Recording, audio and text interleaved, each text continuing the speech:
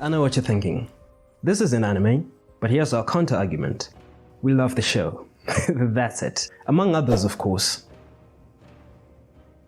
And wanted to talk about it because we have a lot to talk about. This video contains spoilers for all episodes of The Owl House, so if you haven't watched it, please do yourself a favor and do so. So while we wait for the series finale of The Owl House, here are some of our theories and predictions. Theories. Number 1. Evelyn is probably a Clawthorn. Now, aside from the coloring in her mural or how she's depicted kind of looks like Ida, given that everything is intentionally drawn, I doubt that it's a coincidence. Now, the second bit of evidence lies with Ida and how she found the portal door buried in her backyard. In Season 2, Episode 4, Keeping Up Appearances. The first time we watched this, it made no sense, but now with thanks to them, we have more of a clue as to why that is. We know that Evelyn crossed over into the human realm at one time, and we can also deduce that she has a habit of burying things, given how the last of the Titan blood is buried in the human realm. Also, the owl-shaped stopper on the vial with the blood could be a clue, as so far we've only seen the owl emblem or anything owl-related as connected to the Clawthorn family.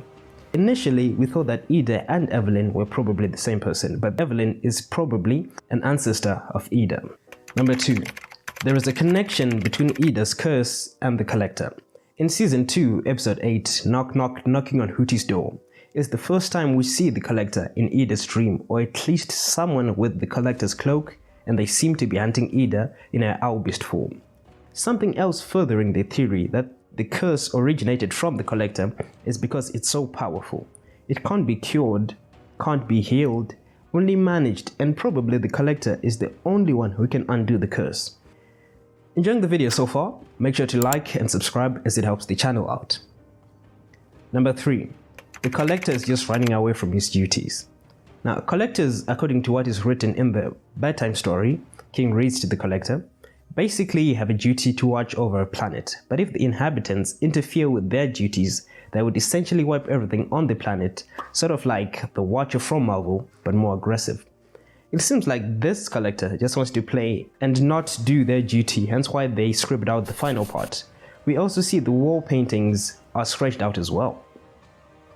Number 4. Titans and Collector's history is closer than we thought. In the Collector's castle, there are paintings on the wall which show the history between the Collectors and Titans.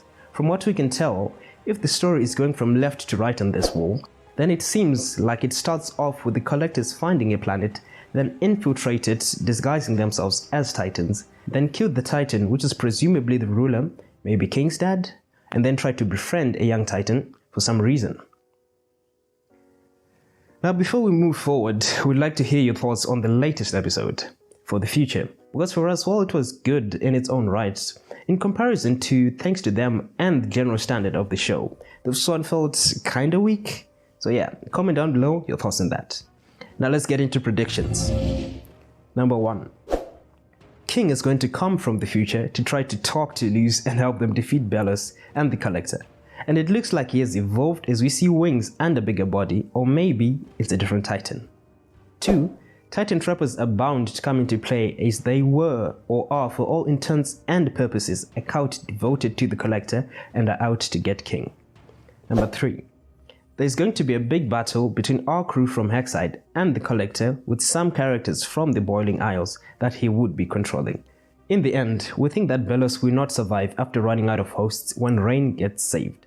That the Collector will come to an understanding with King and won't be trapped because King understands that he's only a child and lonely, so we think they will look for a way to take away his powers, and then they will live happily together in the Owl House with Luz, but they will leave a portal door open in order for her to visit the human realm and her mom. Now, thanks for watching. Let us know your predictions, theories, and everything else in the comments below. Don't forget to like, subscribe, and see you in the next one.